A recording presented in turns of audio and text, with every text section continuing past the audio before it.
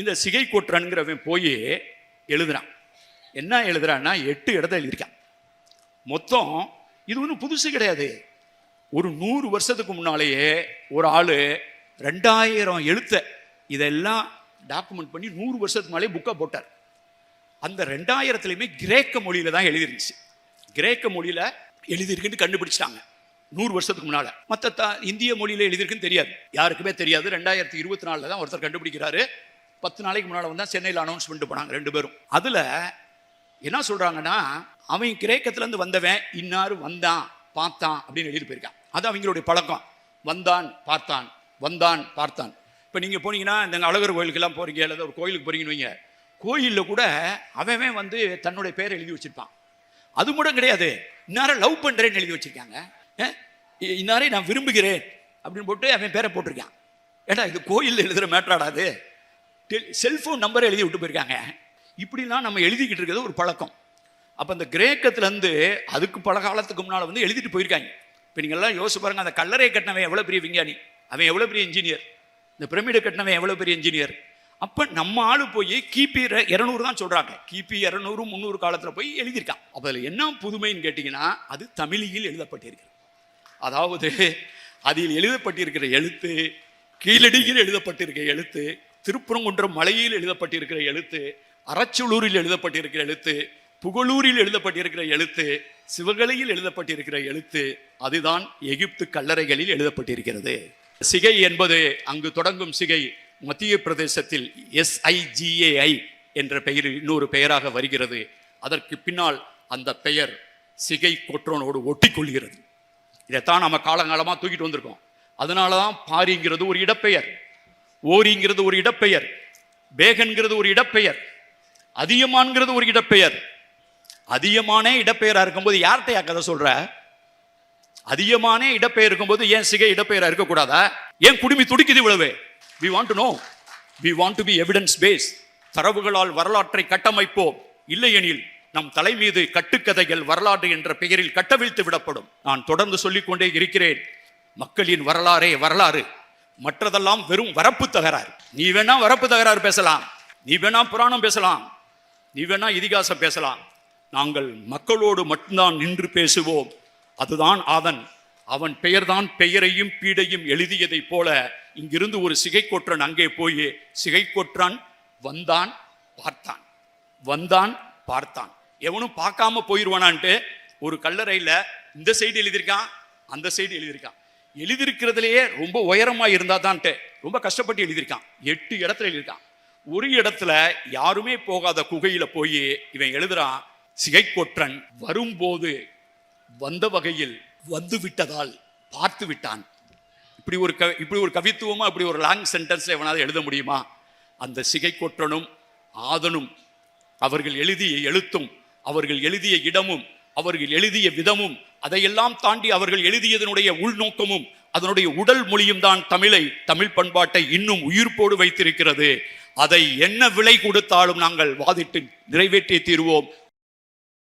இந்த பேரும் பீடும் எழுதிங்கிற தலைப்பை நான் முடிவு பண்ணப்ப, எந்த தேதியில பேசுறேன்னு முடிவாகல, ஆனா தலைப்பு முடிவு பண்ணி சொன்னப்ப ஒரு பெயரும் பீடும் உலகத்திற்கு அறிவிக்கப்படவில்லை. இந்த பெயரை, இந்த தலைப்பை நான் முடிவு பண்ணும் போது சிகை கொற்றன் என்ற பெயரை இந்த உலகம் அறியாது. சிகை கொற்றன் வந்து ஜஸ்ட் இப்போ போன வாரம் சென்னையில் நடந்த அந்த பன்னாட்டு அரங்கில், 4 நாள் அரங்கில், முதல் நாளில் ஸ்டார்ச் ஸ்மித் என்ற 2 வெளிநாட்டு அறிஞர்கள், அந்த அந்த பன்னாட்டு கருத்தரங்கினுடைய அறிமுக உரையை நான் தான் பேசுகிறேன். மாண்புமிகு அமைச்சர், நிதி அமைச்சர், தொல்லியல் துறை அமைச்சர் தங்கம் தென்னரசு வந்து தொடக்கி வச்சு பேசினார். நாங்கள் உட்காந்து கேட்டுட்ருக்கோம். உட்காந்து கேட்டுக்கிட்டு இருக்கும்போது தான் இந்த 2 பேரும் சிகை கொற்றன் அப்படிங்கிற பேர் எழுதுனாங்க. நான் இந்த தலைப்பை கொடுக்கும்போது சிகை கொற்றனை யாருக்குமே தெரியாது. ஆனால் இப்போ நான் பேச வந்திருக்கும்போது சிகை கொற்றனை எல்லாருக்கும் தெரியும். அப்போ நான் வந்து சிகை கொற்றன்லேருந்து தொடங்குறதா நியாயமே இந்த தலைப்பை. ஏன்னா இதை தான் நான் பேசவே வந்தேன். பெயரும் பீடும் எழுதி அப்படின்னு இந்த எழுதுகிற பழக்கம் இருக்குது பார்த்தீங்களா? இந்த இந்தியாவை பற்றி பார்த்தீங்கன்னா, சில சமூகங்களுக்கு எழுதுகிற பழக்கம் வந்து தொடர்ந்து ஒரு மரபணுவில் இருக்கிற மாதிரி. நம்ம வந்து மனுஷன் தொடக்கத்திலேருந்து எழுத ஆரம்பிக்கல. நம்ம எழுதாமல் இருந்த காலம்தான் ஆயிரக்கணக்கான ஆண்டுகள். நம்ம எழுத தொடங்கி சில ஆயிரம் ஆண்டுகள் தான் ஆகுது. அப்போ நம்ம வரலாறுல வந்து எழுத்துங்கிறது நேற்று வந்தது. முழு மனிதருடைய வரலாறை ஒரு ஒரு ஆண்டுன்னு வச்சுக்கிட்டிங்கன்னா அல்லது அல்லது அதில் வந்து ஒரு மணி நேரம் கூட கிடையாது வரலாறு. அப்போ அதை வச்சு தான் இவ்வளவு ஆட்டம் போடுறோம். அதை வச்சு தான் வாடகை புலவர்களை வாடகைக்கு எடுத்து எழுத சொல்கிறோம். அதை வச்சு தான் கல்வெட்டுலாம் எழுதணும். இவன் நல்லவன் வல்லவன் எல்லா மன்னர்களை பற்றி எழுதி வச்சுருக்கோம். மெய்கீர்த்தி எழுதியிருக்கோம். இது எல்லாமே எப்படியாவது வரலாற்றில் ஒரு பேர் கிடைச்சிடாதா அப்படின்னு எல்லாருக்குமே ஒரு ஆசை. அவர் சொன்னார் பார்த்தீங்களா, நான் பேசும்போது வடிவேல பேச மாட்டேன், எனக்கு பேசவும் தெரியாது. எங்கள் ஊருக்காரங்கிறனால கிடையாது. எனக்கு வடிவேல் பற்றி இந்த பெயரும் பீடுன்னு எழுதவும் எனக்கு 23ஆம் புலிகேசி தான் ஞாபகம் வருது. 23ஆம் புலிகேசியில் ஒரு சீன் வரும், நீங்கள் பார்த்துருப்பீங்க. வரலாறு முக்கியம் அமைச்சரேன்னு அடிக்கடி சொல்லுவார். அது போக வடிவேல் வந்து ஒரு போஸ்ட் கொடுத்துட்ருப்பார். அவர் வந்து ஒல்லியாக இருப்பார். ஒரு படம் வரைஞ்சிக்கிட்டு இருப்பாங்க.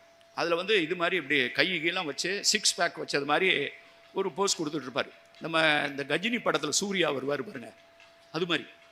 இவர் இருக்கிறது வேற மாதிரி, அவர் போஸ்ட் கொடுத்துருக்கிறது கஜினி படத்தில் சூர்யா மாதிரி போஸ்ட் கொடுத்துருப்பார். ஏன்னு கேட்டிங்கன்னா, பின்னால் எவனாவது இப்போ சிகை கொற்றனை கண்டுபிடிச்சது மாதிரி யாராவது ஒரு அகழ்வாராய்ச்சியாளர் தோண்ட போய் அந்த இடத்துல நம்ம 23ஆம் புலிகேசியுடைய உருவப்படம் கிடைக்கும் போது அந்த காலத்தில் அவர் 6 பேக்கோடு இருந்தாருன்னா அது நல்லது தானே. அதனால வரலாற்றில் தன் பெயர் இடம்பெறாதா அப்படிங்கிற ஆசை நம்ம எல்லாருக்குமே இருக்குது. இப்போ தான் நான் வந்து இந்த சிகைக்கொற்றனுக்கு போகிறதுக்கு முன்னால் நான் சொன்னேன், இந்த இந்தியாவில் வந்து சில சமூகங்களில் வந்து எழுதுறது வந்து ஒரு துருன்னு கையை அரிச்சிக்கிட்டே இருக்கு. எழுதாமல் இருக்க முடியல சில சமூகங்களுக்கு. எப்போ வந்து எழுதுறதுக்கு வாய்ப்பு கிடைச்சதோ அப்பயே எழுத தொடங்கிட்டான். இன்னைக்கு தேதிக்கு எப்போ எழுத தொடங்கினான்னு தெரியாது. இன்னைக்கு தேதிக்கு இந்திய துணைக்கண்டம், இந்த இந்திய துணைக்கண்டம் சப்கான்டினென்ட், பாகிஸ்தான், ஆப்கானிஸ்தான், இந்த முழு இந்தியா, தமிழ்நாடு எல்லாம் உள்ளடக்கிய இலங்கை, இதெல்லாம் உள்ளடக்கிய இந்த ஒரு இந்தியாவில் எங்கேயாவது ஒரு எழுத்து எழுதப்பட்டிருக்கு, அந்த எழுத்துக்கு ரொம்ப வயசுன்னு சொன்னால் அந்த எழுத்துக்கு பேர் சிந்துவெளி எழுத்துக்கள் தான். அதுக்கு அப்பாவா இருக்கிற அம்மாவா இருக்கிற எழுத்தை இது வரைக்கும் எவனும் கண்டுபிடிக்கல. அந்த சிந்துவெளி எழுத்தை நம்ம இது வரைக்கும் வாசிக்க முடியல. நம்ம எவ்வளவோ முயற்சி பண்ணாலும் வாசிக்க முடியல. இப்போ நம்ம கையில் வாசிக்க முடியாத ஒரு எழுத்து இருக்கு. அதில் என்னென்னமோ எழுதியிருக்கான். அநேகமாக வந்து எங்களுக்கு தோன்றது வந்து பேர் தான் எழுதியிருக்கான். அது ஐராவதம் சார் அடிக்கடி சொல்வார். ஏன்னா ரொம்ப சின்னதாக தான் இருக்குது. ஒரு டைட்டில் மாதிரி ஒரு சேரன் எழுதியிருக்கலாம், சோழன் எழுதியிருக்கலாம், தெரியாது. தெரிஞ்சால் ஃபாஸ்ட்டாக சொல்லிடலாம். முருகன் எழுதியிருக்கலாம், அல்லது ஊர் எழுதியிருக்கலாம், கொற்கைன்னு எழுதியிருக்கலாம், வஞ்சி. ஆனால் எழுத தெரியல, நம்ம படிக்க தெரியல, முடியல. அப்போ படிக்க முடியாத ஒரு எழுத்து இருக்குது. அதுலேயே சில குறியீடுகள்லாம் இருக்குது. ஒரு சின்ன கீறல் மாதிரி குறியீடுகளாக இருக்குது. அதுக்கு பின்னால் இந்தியாவில் சில இடங்களில் மனுஷன் பானை ஓட்டில் கீற ஆரம்பிக்கிறான். பானை ஓட்டில் ஒரு குச்சியவோ ஒரு கம்பியவோ எதையோ வச்சு கீறான். என்னென்ன தோணுச்சோ அதெல்லாம் கீறியிருக்கான். அதில் என்ன கீறியிருக்கான்னு நமக்கு இன்னைக்கு வரைக்கும் தெரியல. அவன் என்ன நினச்சி என்ன கீறினான்னு தெரியாமல் ஒரு கீறல் இருக்குது இந்தியா முழுவதும். அந்த கீறல் இந்தியாவில் 100 கீறல் கிடைச்சதுன்னா 100 பட்பாண்டம் கீறப்பட்டு இருக்கிறது என்றால் அது 90 மட்பாண்டங்கள் தமிழ்நாட்டில் தான் கிடைக்கின்றன. 90 விழுக்காடு தென்னிந்தியாவில் கிடைக்கிறது, அதில் 90 விழுக்காடு தமிழ்நாட்டில் மட்டும்தான் கிடைக்கிறது. அந்த கீறல் சிந்துவெளியில் வாசிக்க முடியாத எழுத்து, அது போக கீறல் இருக்குல்ல, அதையும் இதையும் கம்பேர் பண்ணி பேராசிரியர் கே ராஜன் சிவானந்தம் இப்போ தமிழ்நாடு தொல்லியல் துறையிலேருந்து புத்தகம் போட்டிருக்காங்க. 15,000 கீறலை அப்படியே டாக்குமெண்ட் பண்ணி அதை சிந்துவெளி கீறலோடு ஒப்பிட்டு பார்க்கும்போது அடிப்படை கீறல்கள், அடிப்படை பேசிக் எலிமெண்ட் மட்டும் கணக்கில் எடுத்தால் 60% டேலி ஆகும். மொத்தமாக கணக்கில் எடுத்துட்டா 80% டேலி ஆகும். இதை விட எங்கேயாவது அந்த ஒரு அதிசயம் இருக்க முடியுமா? இதையும் வாசிக்க முடியல, அதையும் வாசிக்க முடியல, ஆனால் 60% ஒப்பிடப்பட்டிருக்கு. சரி, இது பானையில் தான் கீறி வச்சிருக்கான். என்ன பானையில் கீறி இருக்கான், எங்கே கீறி இருக்கான்னா இந்தியா முழுவதும் அப்படி கீறப்பட்டிருக்கிற பானை வகையில் ஒரே ஒரு பானை வகை மட்டும்தான், அது கருப்பு சிவப்பு பாண்டம். கருப்பு சிவப்பு பாண்டம்னா உங்களுக்கு வேற எதையும் வர வேணாம். இது நான் சொல்ற வரலாறு 2400 வருஷத்துக்கு முன்னால. அப்ப கட்சியெல்லாம் தொடங்கல. 2400 வருஷத்துக்கு முன்னால கருப்பு சிவப்பு பாண்டம் இதுல மட்டும்தான் கீறி இருக்கான். அந்த கீறல் மட்டும்தான் அப்படியே அச்சு அசலாம் 60% டேலி ஆகுது. அது சிந்துவெளி கீறல். இன்னொரு ஒரு மொழி, ஒரு செவ்வியல் மொழி, மிக முக்கியமான மொழி சமஸ்கிருதம். அது இந்தியாவுக்குள் வந்தது, இந்தோ ஆரிய மொழி குடும்பத்தின் மூலமா வந்ததுன்னு சொல்லி இந்த இடத்தை அடையாளப்படுத்தலாம். அதை சங்க இலக்கியம் தான் சொல்லும். ஆரியர் துவன்றிய பேர் இசை இமயம். துவன்றிய அப்படின்னா ஆரியர்கள் அறைவான, ஆரியர்கள் தோன்றிய. திடீர்னு எங்கேயோ இருந்து ஆரியர்கள் தோன்றாங்க. அந்த ஆரியர் துவன்றிய பேரிசை இமயம்னு சங்க இலக்கியம் சொன்ன அந்த இமயமலையை ஒட்டி இருக்கக்கூடிய அவர்களோடு வருகையோடு தொடர்புபடுத்தப்படுகிற ஒரு பாண்டம் இருக்கு. அந்த பாண்டத்துக்கு பேர் சாம்பல் வண்ண பாண்டம் பேர். பெயிண்டட் கிரே வேர், PGW. அந்த பானத்தை நீங்க கங்கோத்திரி, யமுனோத்திரி, ஹரித்வார், அந்த யமுனை, அந்த மேல் கங்கை சமவெளின்னு பேர். அங்கு உள்ள பானை வகையில் ஒரு பானையில் கூட, அது சிந்துவெளிக்கு ரொம்ப பக்கம்தான், சிந்துவெளிக்கு ரொம்ப பக்கம், கீழடியும் சிவகலையும் ரொம்ப தூரம். ஆனா அவ்வளவு பக்கமா இருக்கிற அந்த இடத்துல இருக்கக்கூடிய பானை வகையில ஒரு இடத்துல கூட இது கீறல. ஏன்னா அவன் வேறு, இவன் வேறு. இது வேறு, அது வேறு, இது வேறு. இந்த வித்தியாசத்தை புரிந்து கொள்ளாதவர்கள் இந்திய பண்பாட்டு வரலாற்றை புரிஞ்சுக்கிறவே முடியாது. ஆங்க இந்த சமூகத்தை நீங்க ரெண்டா பிரிச்சிங்கன்னா, எழுதுறதுக்கு துடிக்கிறவன், படிக்கிறதுக்கு துடிக்கிறவன், என்னும் எழுத்தும் கண்ணென தகும், படிக்காதவன் மரத்துக்கு சமமானவன். படிக்க தெரிவன் தான் அவன், கல்வி கற்றவன் தான் கண்ணு இரண்டு உடையோர், படிக்காதவன் முகத்திரண்டும் புண்ணுடையவன். இந்த அறிவுடையார் ஆவது அறிவார். கல்வி, கல்லாமை, அறிவுடைமை, கேள்வி, புல்லறிவாண்மை, இப்படின்னு 5 வகையில 1330 திருக்குறள்ல 50 திருக்குறளை கல்வி சம்பந்தப்பட்ட விஷயத்துக்குமே டெடிகேட் பண்ணவர் வள்ளுவர். அதனாலதான் கன்னியாகுமரியில் செலவு வச்சிருக்கோம். இன்னொரு பகுதியில் இந்த படிப்பு யாரு படிக்கலாம், யாரு படிக்க கூடாதுன்னு தடை விதித்த இன்னொரு பண்பாடு இருக்கு. அதுல பொம்பளைங்க படிக்கவே கூடாது. ஆனால் சங்க இலக்கியத்தில் பெண்கள் தான், பெண்களும் படிக்க வேண்டும். 32 பெண் கவிஞர்கள். அவங்க காதல் பாட்டு மட்டும் எழுத மாட்டாங்க, அரசியல் பேசுவாங்க, தூதுவரா இருப்பாங்க, ஔவையாரா இருப்பாங்க. அப்படிப்பட்ட கல்வி பரவலாக்கம் இருந்த ஒரு பகுதி. இப்ப இந்த என்ன எழுதணும் தமிழ்நாட்டில எல்லாம் அப்படின்னு இந்த சிகை கொற்றனுக்கு, இது யதார்த்தமா தான் சிகை கொற்றன் தெரிய வந்துச்சு. இப்பதான் 10 நாளைக்கு முன்னால தான். ஆனந்த விடன்ல நான் ஒரு 5 பக்க கட்டுரை எழுதியிருக்கேன். இதில் எத்தனை பேர் படிச்சிங்கன்னு தெரியல. சிகை கொற்றனை பற்றி நான் ஆனந்த விடன்ல கட்டுரை எழுதியிருக்கேன். 2 நாள் அதுக்காக மட்டும் காலையில் எழுத உட்காருவேன். நைட்டு வரைக்கும் எழுதிட்டு நைட்டு தான் குளிப்பேன். என் கம்ப்யூட்டருக்கு முன்னால் தான் காலை சாப்பாடு, மதிய சாப்பாடு, நைட்டு சாப்பாடு. 2 நாள் எல்லா ஆதரவுகளையும் திரட்டி நான் எழுதினேன். எழுதி விகடன் காமிச்சேன். இப்போ அந்த திருப்பி நான் சிகை கொற்றனுக்கு எகிப்துக்கு வர்றதுக்கு முன்னால நான் சொன்னேன் பார்த்தீங்களா, கருப்பு சிவப்பு பாண்டத்தில் மட்டும்தான் சிந்துவெளி மாதிரி கீறு இருக்கு. எழுத்துன்னு ஒன்று பானையில் கீறப்பட்டதுன்னா அந்த பானையில் தான் எழுதிருக்கு. அதுக்கு பின்னால் வாசிக்க தெரிஞ்ச எழுத்து ஒன்று இருக்குல்ல. இது வரைக்கும் நம்ம பேசுனது வாசிக்க முடியாத எழுத்து. அப்புறம் வாசிக்க தெரிஞ்ச எழுத்துன்னு ஒன்று இருக்கு. அந்த எழுத்து இந்தியாவில் மிக மூத்ததாக இப்போது கருதப்படுகிற, முதல்லலாம் நம்ம நினச்சிக்கிட்டு இருந்தோம் பிராமி தான் எழுதப்பட்டது, கரோஸ்டின்னு ஒரு எழுத்து இருந்தது, அது இப்போ இல்லை. பிராமி அப்புறம் தமிழ் பிராமின்னு சொன்னோம். இந்த சிறப்பு எழுத்துக்கள்லாம் இருக்கிறதுனால இந்த வல்லினர் அகரம், இந்த 2 சொல்லினா சிறப்பு அகரம், இதெல்லாம் இருக்கிற மாதிரி இது தமிழ் பிராமின்னு சொன்னாங்க. இப்போல்லாம் நம்ம தமிழின்னு சொல்ல ஆரம்பிச்சோம்.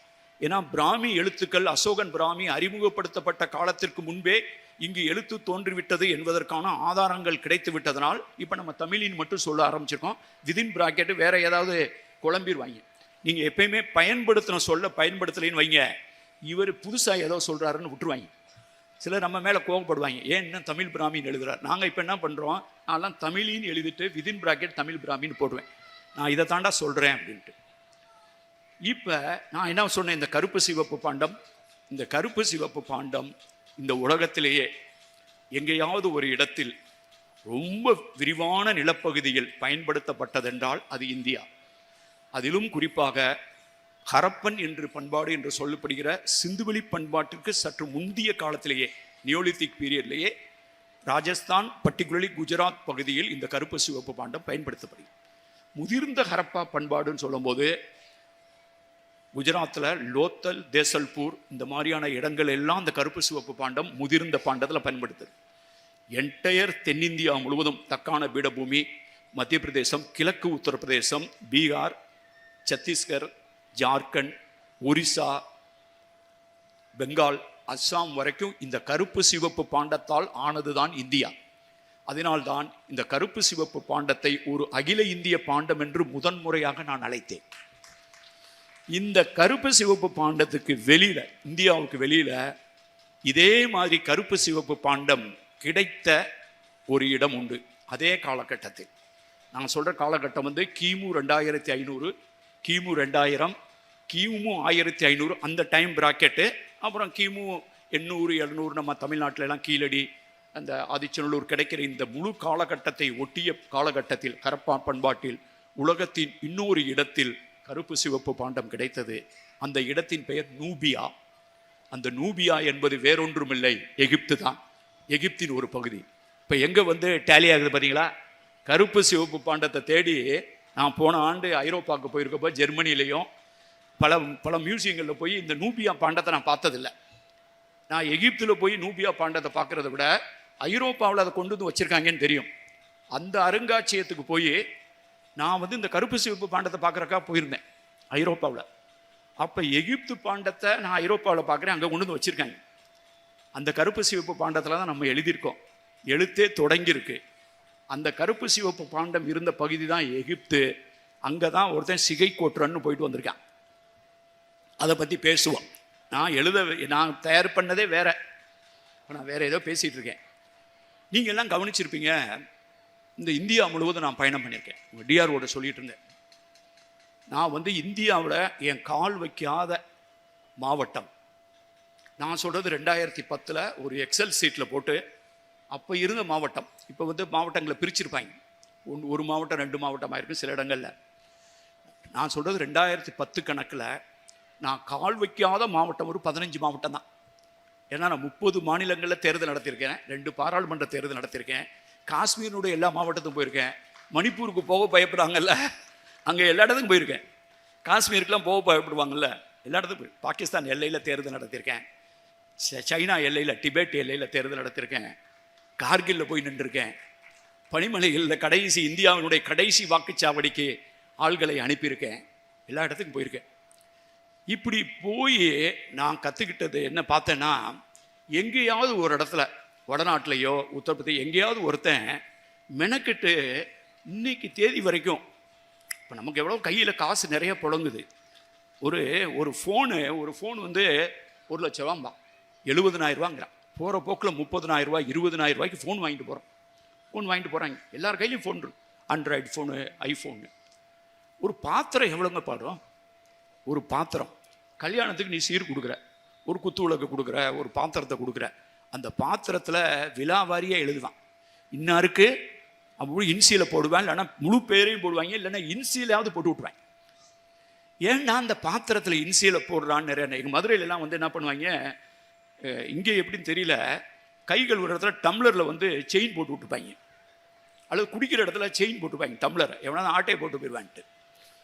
அப்போ இந்த செயின் போட்டுப்பாங்க. சரி, என்னடா செயின் போட்டிருக்காங்கன்னா, சில இடங்களில் என்ன இருப்பாங்க, இந்த டம்ளர் மதுரை ஆனந்த பவனில் திருடியது அப்படின்னு எழுதியிருப்பாங்க. நீங்களாம் பார்த்துருக்கீங்களா தெரியல, யாராவது பார்த்துருக்கீங்களா? இங்கே உண்டா? தஞ்சாவூரில் உண்டா? பாருங்க, தஞ்சாவூரில் இருக்குது, மதுரையில் இருக்குது. நான் சொல்கிறது ஸ்கூலில் படித்த போது நான் பார்த்தது. என்னடா திடீர்னு என்னமோ எழுதியிருக்கான்னு பார்த்தா, இந்த டம்ளர் ஆனந்த பவனில் திருடியதுன்னு போட்டான். இந்த டவரா ஆனந்த பவனில் திருடி, இதை மெனக்கிட்டு ஒருத்தன் எழுதியிருக்கான் பாருங்க. இதை எழுதுறதுக்கு எனக்கு இங்கேயும் எப்படின்னு தெரியாது, மதுரையிலாம் ஒவ்வொரு பாத்திர கடைக்கு பக்கத்தில் ஒரு ஆள் உட்காந்துருப்பான், பேர் அடித்து கொடுக்கறது அப்படின்னு. அவன் பாத்திரத்தை வாங்குவான், கல்யாணத்துக்கு பாத்திரம் வாங்குவாங்க, டம்ளரு, எவர் செல்வரு, அது இது லொட்டு லொசுக்கு எல்லாம் வாங்குவாங்க. அதை அப்படியே கொண்டு வந்து இவன்ட்ட கொடுப்பாங்க. என்னன்னு பேர் கேட்பான், பொண்ணு பேரை கேட்பான், வரிசையை அடிச்சுக்கிட்டே போவான். சில நேரங்களில் மணமகள் மணமகன் ரெண்டு எதை டைவர்ஸ் பண்ணிட்டு போயிட்டானா பாத்திரத்தை திருப்பி வாங்கிட்டு ரெண்டையும் போடுவாங்க. இல்லைன்னா அவங்க யாருக்கு சீர் கொடுக்குறாங்களோ அதை மட்டும் எழுதுவாங்க. இல்லைன்னா சிலது இன்சியல் மட்டும் போடுவாங்க. இப்போ நீங்கள் போய் கூகுளில் போய் பாருங்கள், இந்த பாத்திரத்தில் அடித்தவன் இந்த உலகத்தில் எங்கேயாவது ஒரு பல்பில் பேர் அடித்தானா? கூகுள் பண்ணி பாருங்க. தமிழ்நாட்டில் தான் பல்பில் பேர் அடிச்சிருக்காங்க. ஒருத்தன் அதை அடித்து ஒரு சாதனையாக காட்டுறான். பல்பில் பேர் அடிச்சண்டான், பாத்திரத்தில் பேர் அடித்தான். இந்த பாத்திரத்தில் பேர் எழுதுகிற பழக்கம் எப்படி வந்துச்சு? இந்தியா ஃபுல்லாக தேடி பாருங்க. மதுரையில் ஒரு தெரு இருக்குது. மதுரையில் இருக்கக்கூடிய தெரு பேரெல்லாம் ரொம்ப வித்தியாசமாக இருக்கும். சுடுதண்ணீர் வாய்க்கால் ரோடு அப்படின்னு ஒரு ரோடு இருக்கும். சுடுதண்ணீர் வாய்க்கால் ரோடு. தலைவிரிச்சான் சந்து, ஒரு சந்துடைய பேர் தலைவிரிச்சான் சந்து இப்படின்னு இருக்கும். புட்டுத்தோப்புன்னு இருக்கும். அந்த மாதிரி ஊரில் தான் எழுத்தாணிக்கார தெருன்னு ஒன்று இருக்கும். எந்த ஊர்லையாவது கேள்விப்பட்டிருக்கீங்களா? எழுத்தாணிக்கார தெருன்னு காட்டுங்க எங்கேயாவது. இவ்வளோதான் ரொம்ப பேசுறீங்களா? பனாரஸில் வாரணாசியில் காட்டி விட வேண்டியதானே? எழுத்தாணிக்கார தெரு வச்சுருக்கோம்டானே. முதல்ல எழுதணும்ல. இதெல்லாம் மதுரையில் தான் எழுதுவான். எழுத்தாணிக்கார தெரு இங்கே தான் இருக்கும். ஏன்னா அவன் தான் எழுதிக்கிட்டே இருக்கான். எங்கெங்கே எழுதுனான்? முதல்ல சிந்து வெளியில் எழுதுனான். அதை வாசிக்க முடியல. திருப்பி கீறுறான், அதையும் வாசிக்க முடியல. படிக்க தெரிஞ்ச எழுத்து ஆரம்பித்தவுடனே இந்த தமிழ்நாட்டு பகுதிக்கு கிடைச்ச பானையிலாம் எழுதுறான். பானையில் என்ன எழுதுறான்? பேரு தான் எழுதியிருக்கு. பானையில் கீழடியிலையும் ஒரு பானை கிடைச்சி, ஆதன். சிவகலையில் பானையில் இருக்கு ஆதன். இன்னொரு இடத்துல இந்த மாதிரிலாம் சேந்தன். இந்த மாதிரி பேர்கள்லாம் எழுதுறான். இந்த கல்லு பானை ஏன் கல்லு பானைன்னு எழுதிக்கிறான். இல்லைன்னா வேற எவனாவது எடுத்து குடிச்சிருவாங்க. அப்போ அந்த பானையில் பேர் எழுதுறவன் யாருங்க எழுதியிருக்க முடியும்? ஒன்று பானையை செஞ்சவன் எழுதியிருப்பான், அல்லது பானையை வாங்கினவன் எழுதியிருப்பான். அவன் ரெண்டு பேரும் பெரிய பிஹெச்டி பல்கலைக்கழகத்தில் பட்டம் வாங்கினவங்களா, முனைவர் பட்டம் வாங்கினவங்களா? இதில் ஒருத்தர் மெனக்கெட்டு டிவியில் பேசிக்கிட்டு இருக்காரு. எனக்கு என்னமோ இதை பாண்டம் செய்பவர்கள் எழுதியதாக இதை கல்வி பரவலாக்கத்துக்கு சான்றாக எடுத்துக்கொள்ள முடியாது. நீ எடுக்காம போ. யாரையா கவலைப்பட்டா? போன்ற லைசன்ஸா கேட்குறோம். கீழடினா சிலருக்கெல்லாம் பதறுது. கீழடிங்கிற வார்த்தையை கேட்டாலே பதறான். கீழடிங்கிற வார்த்தையை கேட்டான். அதை எழுதுன அமர்நாத் ராமகிருஷ்ணன் அறிக்கை இன்னைக்கு வரைக்கும் வரல. அவரை வேலையை விட்டு நீக்கினான்னு ஒருத்தன் எழுதுறான். எதுக்கியா வேலையை விட்டு நீக்கணும்? என்ன தப்பு பண்ணாப்ல? அப்ப எழுத தெரிஞ்சவன், உனக்கு எழுத தெரியும்னா கம்முன்று, வாசிக்க சொல்றவன் வாசிச்ச கேளு, படிச்சு சொல்றான் கேளு. ஏன் உனக்கு ஏன் படிப்பு வராதுன்னு கேட்டா, இவன் தான் படிக்கணும் அப்படின்னு ஜாதியை வச்சு படிக்க சொன்ன. நாளா வர்ணத்தை பிரிச்ச. இவன் தான் படிக்கணும், இவன் படிக்க கூடாதுன்னு சொன்ன. இங்கே ஒருத்தன் எழுதுனான். இந்த பேரும் பீடுக்கு வர்றதுனால சொல்றேன். இங்கே ஒருத்தன் எழுதுனான். யாரு? இங்கே சங்க இலக்கியத்தில் ஒருத்தன் எழுதுறான். அவன் பேர் என்னன்னு கேட்டிங்கன்னா ஆரியப்படை கடந்த நெடுஞ்செழியன். இப்போ என் பேர்லாம் சொன்னால் எங்கள் அம்மா வச்சுட்டாங்க, பாலகிருஷ்ணன் வச்சுட்டாங்க. என்னுடைய ஆசிரியர் தமிழ் குடிமகன், அவர் சொன்னார், தம்பி அவர் பேர் உண்மையான பேர் சாத்தையா. அவர் அதை தமிழ் குடிமகன் மாற்றிட்டார். அவர் முயற்சி பண்ணுறாரு என் பேரை எப்படியாவது மாற்றி விடலான்ட்டு. அவர் சொல்கிறாரு, பாலகிருஷ்ணனுங்கிறது இளங்கண்ணன்னு மாற்றிடுவான் மொழிபெயர்த்துங்கிறார். நான் போய் எங்கள் அம்மாட்ட போய் சொல்கிறேன், இந்த மாதிரி சொல்கிறாரு அப்படின்னு. முடியவே முடியாதுட்டாங்க. ஏன்னா அது சாமி கனவுல சொன்னது உன் பேர் இவது அப்படிங்கிறான். அப்போ இதில் எந்த மாற்றம் பண்ணாலும் எங்கள் அம்மாவுக்கு நான் தான் வைத்தியம் பார்ப்பேன். அப்புறம் ஆஸ்பத்திரிக்கு நான் தான் கூப்பிட்டே அலையணும். ஏன்னா தூங்க மாட்டாங்க, நைட்டு எந்திரிச்சு உட்காந்துருவாங்க. அவங்களுக்கு நிம்மதியாக இருக்காது. நானும் எவ்வளவோ பேசி பார்த்தேன்.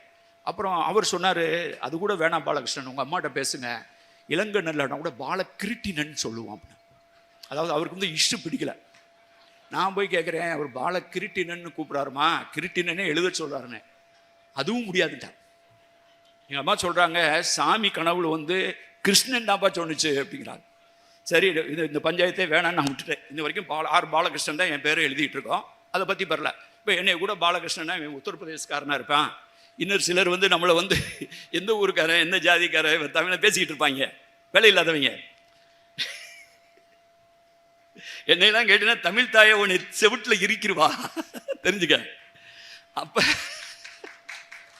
அப்போ பாலகிருஷ்ணன்னு நான் ஒரு உத்தரப்பிரதேசக்காரனாக இருக்கலாம், அல்லது ஆந்திராக்காரனாக இருக்கலாம், கர்நாடகாரனாக இருக்கலாம், தமிழ்நாட்டில் இருக்கலாம். ஆனால் ஆதன்கிற பேர் தமிழில் எழுதுறான். அந்த ஆதன்கிற பேரு பானையில் எழுதுறான், பாறையில் எழுதுறான். அந்துவன்கிற பேரை பாதையில் எழுதியிருக்கான் திருப்பரங்குன்றத்தில். அந்துவன் குடிப்பித்தோன் அப்படின்னு எழுதுறான். நெடுஞ்செழியன்கிற பேரை எழுதுறான். மதுரைக்கு பக்கத்தில் மதிரை அப்படின்னு போட்டு மதுரை இல்லை. நான்லாம் சின்ன பிள்ளையா இருக்கும்போது எங்கள் ஊரில் வந்து என்ன டிஸ்ட்ரிக்டான்னு கேட்டால் அப்போ MADURAன்னு தான் எழுதுவாங்க. ஐயு கூட போட மாட்டாங்க. மதுரா டிஸ்ட்ரிக்ட் அப்படி போடுவாங்க. அப்புறம் சிலர் வந்து மடுராம்மா, சிலர் வந்து மஜுராம்மா. நான்லாம் சின்ன பிள்ளையா இருக்கும்போது எந்த டிஸ்ட்ரிக்ட்னா ராம்நாத் டிஸ்ட்ரிக்ட்னு ஒருத்தர் இருப்பான். ராமநாதபுரம் சொல்ல மாட்டாங்க, ராம்நாத் டிஸ்ட்ரிக்ட். நீ எந்த டிஸ்ட்ரிக்ட்னா மஜுரா டிஸ்ட்ரிக்ட். மஜுரானே சொல்லி எங்களை காலத்தை ஒப்பேத்துறாங்க. இப்போ தான் மதுரைன்னே சொல்ல ஆரம்பிச்சு. அப்போ மஜுரா டிஸ்ட்ரிக்ட் ராம்நாடு டிஸ்ட்ரிக்ட்னு சொல்ல மாதிரி இவர் வந்து இப்படி ஒரு ஒரு இருக்கு. இந்த ஆதன்கிற பேர் பானையில் எழுதியிருக்கு, பாறையில் எழுதியிருக்கு. சேரல் ஆதன் ஒரு சேர மன்னனுடைய பேர். சேரல் ஆதன், அவன் தான் சேரல் ஆதன். நல்ல ஆதனார் அப்படின்னு ஒரு புலவர், நல்லவர், நல்ல ஆதனார். அது திரு மாதிரி. நல் ஆர்னா மரியாதை பன்மை, குடிமகனார், அப்படி கலைஞர் இப்படிலாம் சொல்கிறோம் பார்த்தீங்களா. அந்த நகரம் போடாமல் ரகரம் போடுறது ஆர் பன்மை, மரியாதை பன்மை. அவர் வந்து அந்துவன் சேரலாதன். அதே மாதிரி வந்து நல்ல ஆதனார். மதுரைக்கு கீழடிக்கு பக்கத்தில் ஆதன் ஊர்னு ஒரு ஊர் இருக்கு. அப்போ ஆதன் ஊர் பானையில் எழுதியிருக்கிறது தமிழில் ஆதன், பாறையில் எழுதியிருக்கிறது ஆதன். புலவனுடைய பேர் நல்லாதனார், மன்னனுடைய பேர் சேரலாதன். இன்னைக்கு வரைக்கும் அமெரிக்காவிலேருந்து வர்ற தமிழர்கள் கீழடிக்கு போயிட்டு பிறக்க போகிற பிள்ளைக்கு எனக்கு தெரிஞ்சே 30 பேருக்கு நானே பேர் வச்சு விட்டுருக்கேன், ஆதன் தான். அவ்வளவு மகிழ்ச்சியா எனக்கு ஆம்பளை பிள்ளை பிறந்தா ஆதன்னு வச்சிடலாம் இருக்கேன் சார், பொம்பளை பிள்ளை பிறந்தா என்ன சார் வைக்கலான்னு கேட்பாங்க. ஆதினின்னு வச்சு விடுமா அப்படிமா. இப்போ எங்கிட்டு திரும்பினாலும் ஆதன். அமெரிக்காவில் நிறைய ஆதன்கள் வளர்ந்துட்டு இருக்காங்க. அப்போ இந்த பேர் வந்து நம்ம கூடயே டிராவல் பண்ண.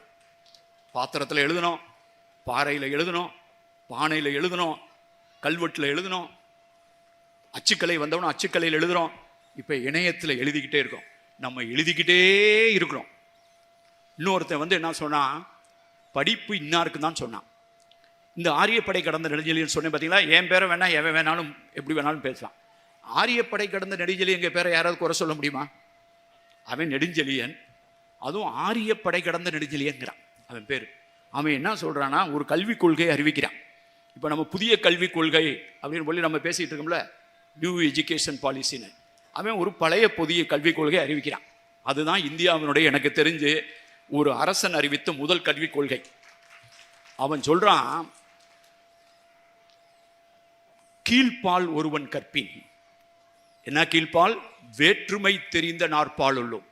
நீ வேற்றுமை பிரித்து பேசுறீலடா, 4 பால்னு 4 வர்ணம்னு. அந்த 4 பேரில் நீ கீழ்ப்பால் அப்படின்னு சொல்கிற வர்ணத்தை சேர்ந்தவன் ஒருத்தன் படித்தான்னா, மேற்பால் நீ சொல்கிறவன் அவன் கிட்ட தான் போய் கை கட்டி நிற்பான், அவன் சொல்கிறத தான் கேட்பான், அவன் கண் படுமே.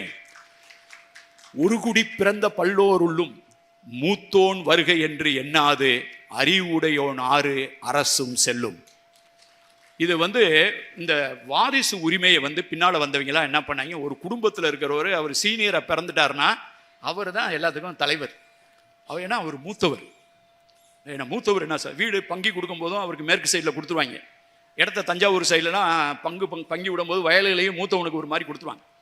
அப்போ மூத்தவன் அப்படிங்கிற ஒரு கான்செப்ட் வந்து வடமொழி சமயங்களில் வருது. இவன் சொல்கிறான், அப்படிலாம் நினைக்க மாட்டோம்டா, ஒருத்தன் மூத்தவனா கூட இருந்துட்டு போகிறான், இளையவன் வந்து நல்லா படிச்சிருந்தானா மூத்தவனை உட்காரான்னு சொல்லிட்டு இளையவனை தான் கவர்மெண்ட் கூப்பிடுங்கிறான்.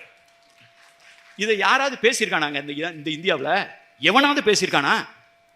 அப்போ இந்த பேரும் பீரும் எம்மபி சிகை குற்றன்னு எழுதுனானா சும்மாவே எழுதுனா? ஏன் எழுதுனா அப்படிங்கிறத நம்ம பார்க்கணும். இவன் சொல்கிறான், கீழ்ப்பால் ஒருவன் அறிவுடையோனாறு அரசும் செல்லுகிறான். அறிவு எவன்கிட்ட இருக்கோ அவன் சொல்கிற தாண்டா கவர்மெண்ட்டு கேட்குங்கிறான். இப்படி நீ ஏதாவது எழுதிருக்கியா? அப்போ கல்வியை பற்றி யார் பேசுறது? எழுத்தை பற்றி யார் பேசுறது? அப்போ இவங்க எழுதிக்கிட்டே இருக்காங்க. பானையில் எழுதுகிறான், பாறையில் எழுதுகிறான், நடுகல்ல எழுதுகிறான். நீங்கள் எல்லாம் கேள்விப்பட்டிருப்பீங்க நடுகல் அப்படின்னு, வீரக்கல் அப்படிம்பாங்க. நடுகல் வதி எழு, அதை பின்னால் சதிக்கல்னு சொல்லி சதி உடன்கட்டை ஏறினவங்களுக்கு சதிக்கல் வைத்தது இந்திய பண்பாட்டு வரலாற்றில் ஏற்றப்பட்ட ஆகப்பெரிய சதி. அதனால அதுக்கு பேர் சதிக்கல். சதி லீலாவதியெல்லாம் கிடையாது, சதி பதியெல்லாம் கிடையாது, அது சதி. அப்ப அதுக்கு முன்னால வந்து நடுகள் அப்படின்னு நடுறான். அந்த நடுகல்ல ஏன் நடுறான்னு யோசிங்கன்னா, ஒரு ஆளு இறந்து போயிடறான். எதனால இறங்குறான்? அவன் அந்த காலத்தில் வந்து உடம்பு சோறு இல்லாமல் ஹார்ட் அட்டாக்ல அல்லது டயபெட்டிக்ஸில் அல்லது ஏதோ ஒரு காரணத்தினால உடம்பு சோறு இல்லாமல் வயசாகி செத்து போயிட்டான்னா அவனுக்குலாம் நடுகள்லாம் நடமாட்டாங்க. ஒருத்தன் தனது சமூகத்துக்காக பெரிய எல்லாம் கிடையாது, பெரிய இந்திய எதிர்ப்பு போராட்டம்லாம் கிடையாது. அப்போ இந்தியா இல்லை. அவங்க வந்து அந்த நேரத்தில் சண்டை போட்டுக்குது. இவனுடைய கிராமத்தில் வந்து ஆடு மாடெல்லாம் பற்றிட்டு போயிடுவாங்க, மாட்டெல்லாம் கவர்ந்துட்டு போயிடுவாங்க. அந்த மாட்டை மீட்டுட்டு வர்றதுக்கு இவன் போவான். அந்த மாடோட விலை முக்கியம் கிடையாது, 50 மாடு போயிருச்சுங்கிறது முக்கியம் கிடையாது. உன் ஊரில் வந்து 50 மாடை பற்றிட்டு போயிட்டான்டா, அதுதான் சவால். நம்ம அந்த 50 மாட்டை கொண்டு போய் விட்டுட்டோம்ல, வெச்சி நிறை கவர்தல் மீட்டல் கரந்தை. வெச்சி போர்ன்னு சொன்னா நிறை கவர்தல், அதை போய் மீட்டுட்டு வர்றது கரந்தை. வட்கார் மேற்சொண்டு குறித்தல் வஞ்சின்னு. அது இதுக்கு முன்னால வந்து நம்ம மரத்தை தான் காப்பாற்றிருந்தோம். காவல் மரம், கடிமரம் இப்படி இருந்தோம். இந்த மேய்ச்சல் நில பண்பாட்டில் வந்து இது வருது. இப்படி தனது சமூகத்திற்காக உயிர் விட்ட ஒருவனுக்கு அவன் செத்த இடத்துல புதைச்சு அவன் பெயரை எழுதி, இன்னார்ரா இந்த மாதிரி நடந்த சண்டையில் இந்த மாட்டை திருப்பி மீட்டுற சண்டையில் செத்து போயிட்டான்டா அப்படின்னு அவன் பேரை எழுதி வச்சுவேன். அதுக்கு பேரு தான் எழுத்து உடை நடுகள். நடுகள் அதுல எழுத்து உடை நடுகள். அந்த எழுத்து உடை நடுகல்ல என்ன இருக்கு? பெயரும் பீடும் எழுதி அதர்தொரும். அதர்னா வழி. இந்த பாலை நிலத்து வழியில போகும்போது இந்த தலைவன் போற பகுதியில் முள்ளு செடி, கள்ளு செடி, காட்டு செடி, இதுக்கு நடுவில் வந்து ஒரு நடுகள் மட்டும் இருக்கு. அந்த இடத்துல இவனுக்கு ஒரு நடுகள் வச்சுறாங்க. இந்த மாதிரி வீதிகள் எல்லாம், தெருக்கள் எல்லாம், பாதைகளில் அதர்தொரும். அகநானூறு 67வது பாட்டு, அகநானூறு 131, இது ரெண்டுலையுமே பெயரும் பீடும் எழுதி அதர்தொரும். இந்த வழியில எல்லாம் இந்த நடுகள் நட்டிருக்காங்கன்னு எழுதுறான். எழுத்து உடை நடுகள் அப்படிங்கிறதே ஐங்குறுநூறுல இருக்கு, அகநானூறுல இருக்கு. அப்ப நடுகள் இருக்கு. நடுகல்ல என்ன எழுதியிருக்குன்னா பெயர் எழுதியிருக்கு, பீடு எழுதியிருக்கு. பீடுனா என்ன? அவன் என்ன செஞ்சான் அப்படிங்கிற டீட். அவன் name and deed, name and டீட்னு சொல்லலாம். இதுக்கு ஒரு சைக்காலஜிக்கல் ரீசன் இருக்கு. ஒரு தனி மனித உளவியல் இருக்கு, ஒரு சமூக உளவியல் இருக்கு. தனி மனித உளவியல் என்னன்னு கேட்டீங்கன்னா, எல்லாரும் தாண்டா இன்னைக்கு விடிஞ்சா நாளைக்கு நம்மள இவன் ஒரு விவேக் ஒரு படத்தில் சொல்லுவான்ல, இன்னைக்கு செத்தா நாளைக்கு பால்றான். ஒரு படத்தில் அந்த டயலாக் திருப்பி திருப்பி சொல்வார். அவன் எல்லாருமே சர்வன் சொல்லுவாங்க, படுத்தவன் எந்திரிச்சா தாண்டா நாளைக்கு எந்திரிச்சா தாண்டா அப்படின்னு சொல்லுவான். படுத்தவன் எந்திரிச்சா தாண்டா நிச்சயம் அப்படின்னு நம்ம சொல்கிறோம் பார்த்தீங்களா? அது சங்க இலக்கியத்தில் சொல்லும். இன்னாத அம்மா உலகம் அப்படின்னு. நெருநல் உளனொருவன் இன்றில்லை என்னும் பெருமை படைத்தது உலகு. இன்னைக்கு இருக்கிறவன் நாளைக்கு இல்லைங்கிறதான அந்த உலகத்துடைய பெருமை அப்படின்னு திருவள்ளுவர் சொன்னார். செத்ததுக்கு பின்னால சிவலோகம் போகும், வைகுண்டத்துக்கு போகும் எல்லாம் கவலைப்படலை. தமிழுடைய கவலையே வேற. மன்னா உலகில் மண்ணுதல் குறித்தோர் தம் புகழ் நிறுவி தாம் மாய்ந்தனரே. மன்னா உலகனா என்ன? 2 சுழி நகரம், நிலை இல்லாத உலகம். மண்ணுதல்னா நிலை பெற்றுதல். அதுல தான் மண்ணுதல், மனை, மன்னன், இது எல்லாமே இந்த சொல்லு அதுல தான் வரும். மன்னா உலகில் மண்ணுதல் குறித்தோள். இந்த நிலையில்லாத உலகில் நிலை பெற்று இருக்க விரும்புவோர் என்ன பண்ணுவான்னா தன் புகழை நிறுவி விட்டு தான் செத்து போயிடுவான். அப்ப இவனுக்கு ஒரு மோட்டிவேஷன் இருக்குன்னா, எத்தனையோ பேர் சாகுறான். எல்லாருக்கும் ஆட நடுகள் வச்சாங்க. நான் இந்த சமுதாயத்துக்காக நான் செத்தனா எனக்கு ஒரு நடுகள் வைப்பான் பாரு, அதுக்காகவே சாகலாண்டா. அப்ப அவனுக்குள்ள வந்து ஒரு மோட்டிவேஷன், ஒரு தன் உயிரை விட துச்சமா நினைக்கிற ஒண்ணு. இந்த 2வது, இந்த முக்கியமான ஆளை நடுகள் வச்சு அவனை தலைவனாக்கி அவன் பேர்ல ஒரு ஹீரோ வர்ஷிப் சொல்றதன் மூலமா ஒரு கிளான், ஒரு சமூகம், ஒரு குடி தனது ஒரு அடையாளத்தை ஏற்படுத்து. இது நாங்கடா அப்படின்னு ஒரு பழைய பெருமையை பேசுறது. இதுதான் வந்து இந்த எழுதுறதனுடைய நோக்கம். எல்லாத்துலையும் எழுதியிருக்கான், மோதிரத்திலையும் எழுதியிருக்கான், கீழடியிலையும் கிடைக்குது. மோதிரத்தில் எழுதியிருக்கான், நகையில் எழுதியிருக்கான், தமிழில் எழுதியிருக்கான், அண்மையில் வந்து ஒரு 6-7 வருஷத்துக்கு முன்னால் ஒருத்தர் வந்து லவ் பண்ணவர். அவர் என் புத்தகத்தில் கூட எழுதியிருக்கேன். கூர் உயின்ற இதை பற்றி கூர் உளி குயின்ற கோடு அப்படின்னு ஒரு உரை. அதில் ஒருத்தர் லவ் பண்ணவர் மோதிரம் கொடுக்குறாரு, 2 பேரும் மோதிரம் பார்த்துக்கிறாங்க. அதில் இன்னைக்கு இருக்க பேரை தானே எழுதணும், இன்னைக்கு இருக்க தமிழில் தானே பேர் எழுதணும். அவர் வந்து பழைய தமிழில் எழுதியிருக்கார். தன்னுடைய காதலியுடைய பெயரை தமிழில் எழுதி மோதிரம் போடுறாரு. அந்த அம்மா இவருடைய பெயரை தமிழில் எழுதி மோதிரம் போடுது. அவங்கெல்லாம் என் பேரை தமிழில் எழுதி கொடுக்குறாங்க. நான் இப்போ எங்கேயாவது தமிழ்நாட்டில் ட்ராவல் பண்ணேன்னா எனக்கு வந்து பரிசு கொடுக்குறவங்க இந்த முகஞ்சோதரா ஹரப்பாவில் இருக்கக்கூடிய அந்த பிரீஸ்ட் கிங் அப்படிங்கிற குடித்தலைவர் அவருடைய சிலையை செஞ்சு அல்லது ஒரு பானையை செஞ்சு என் பேரை பாலகிருஷ்ணன்கிற பெயரை தமிழ் எழுத்தில் எழுதி அல்லது என் ஊரெல்லாம் தமிழில் எழுதி, சார் உங்கள் பேரை தமிழில் எழுதியிருக்கான்னு என்கிட்ட கொடுக்குறாங்க.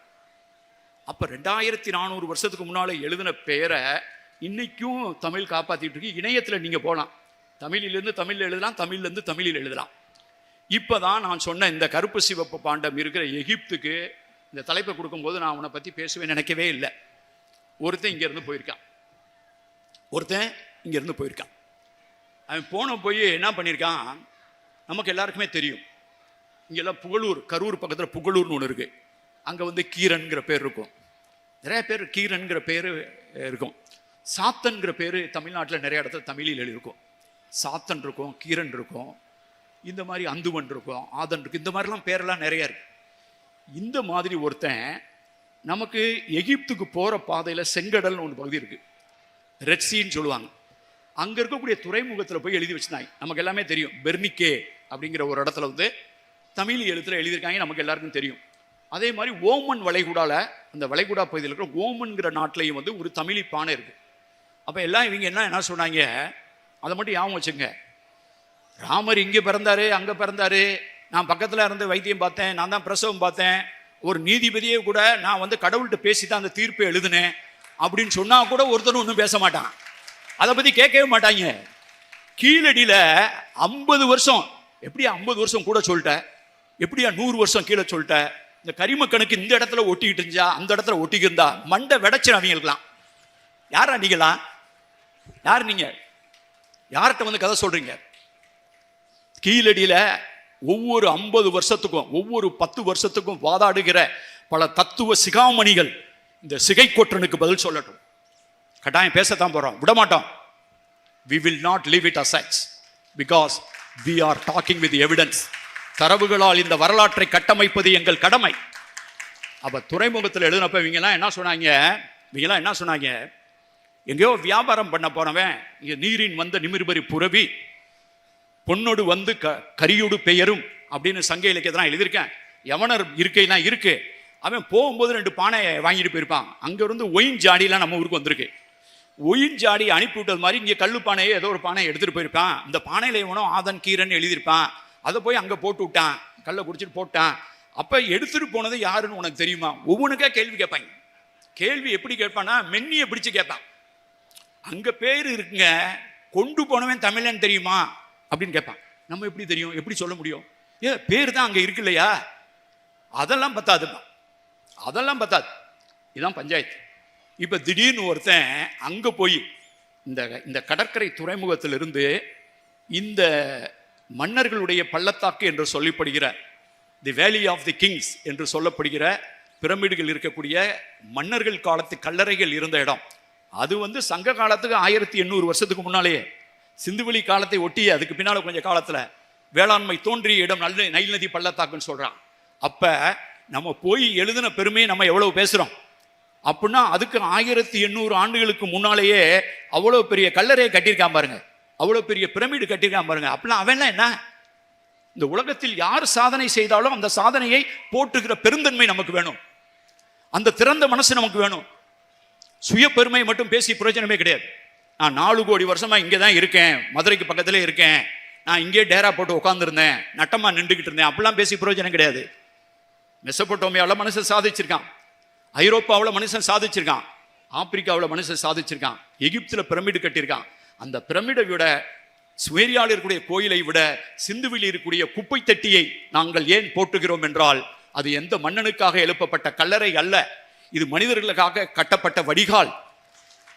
அந்த கோபுரங்களை விட, அந்த கோயில்களை விட, அந்த பிரமிடுகளை விட, அந்த கல்லறைகளை விட இந்த வடிகாலும் இந்த குப்பை மேடும் மிகவும் முக்கியம். குப்பை தொட்டின்னு பேசுறோம்.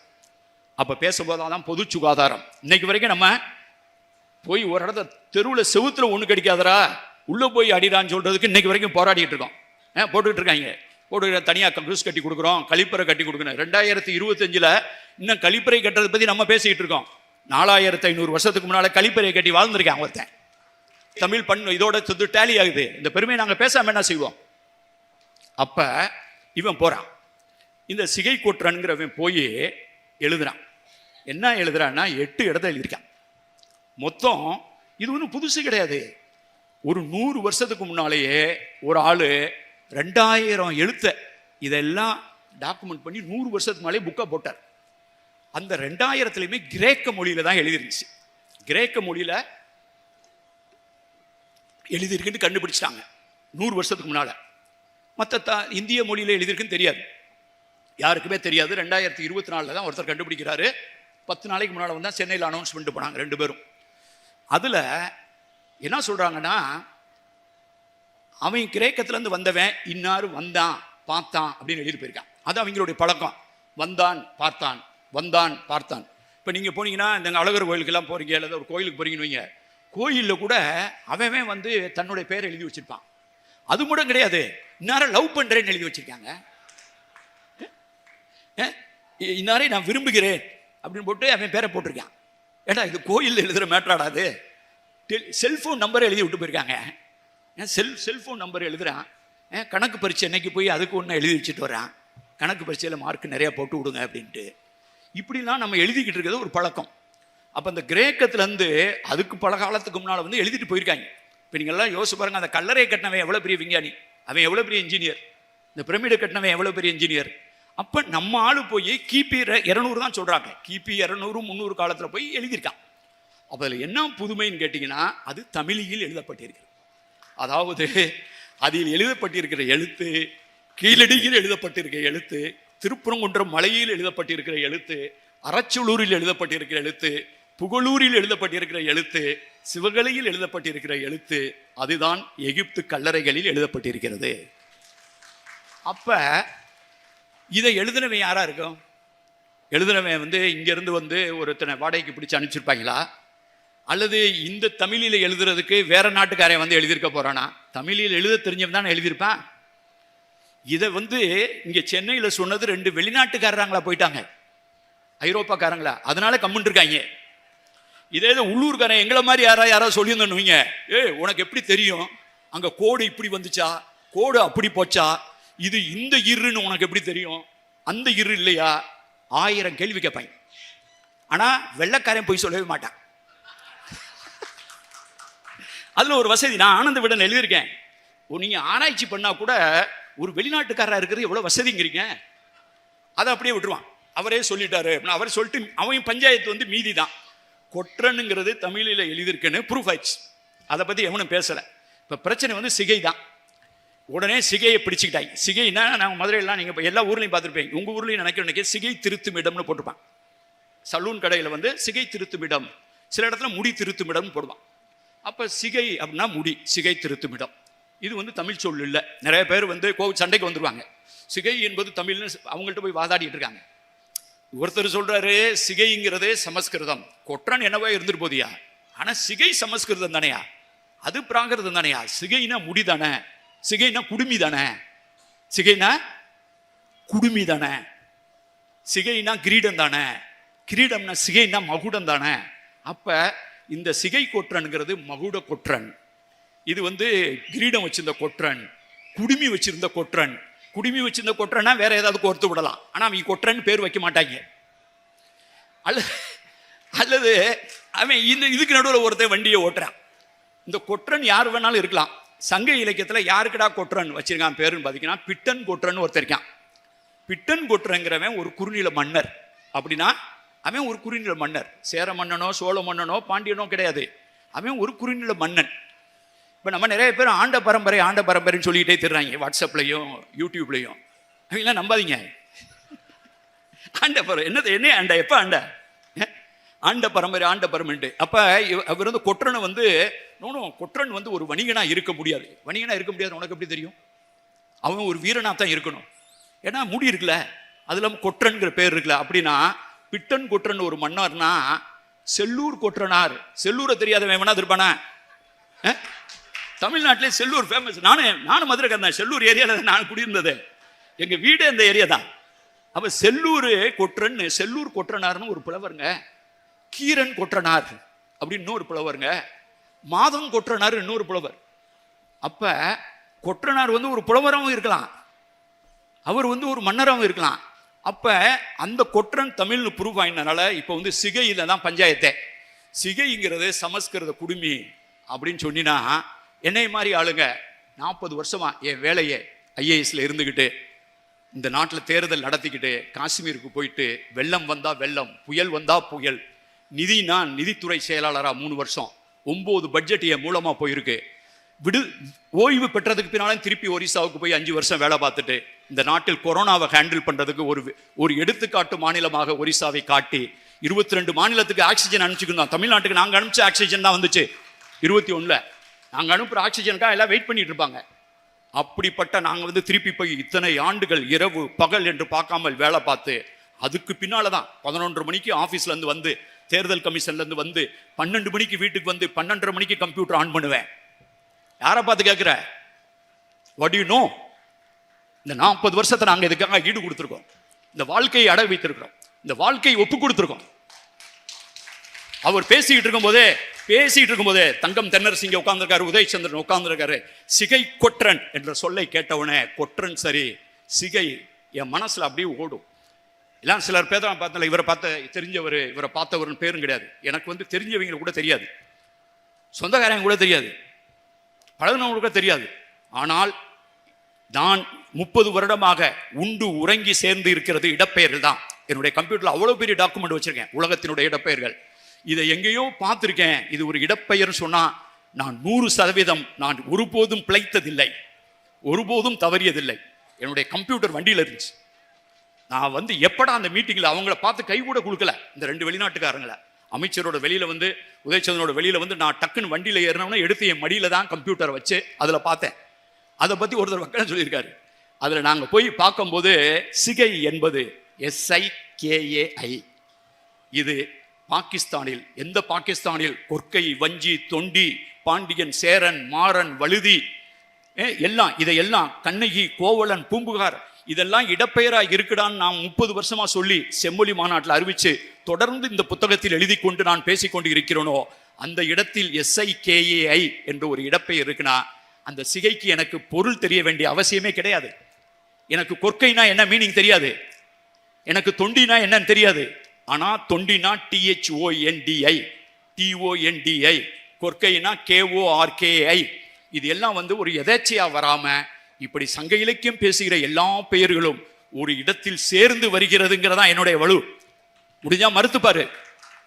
இந்த சிகை என்பது அங்கு தொடங்கும் சிகை மத்திய பிரதேசத்தில் SIGAI என்ற பெயர் இன்னொரு பெயராக வருகிறது. அதற்கு பின்னால் அந்த பெயர் சிகை கொற்றனோடு ஒட்டி கொள்கிறது. இதைத்தான் நம்ம காலங்காலமா தூக்கிட்டு வந்திருக்கோம்.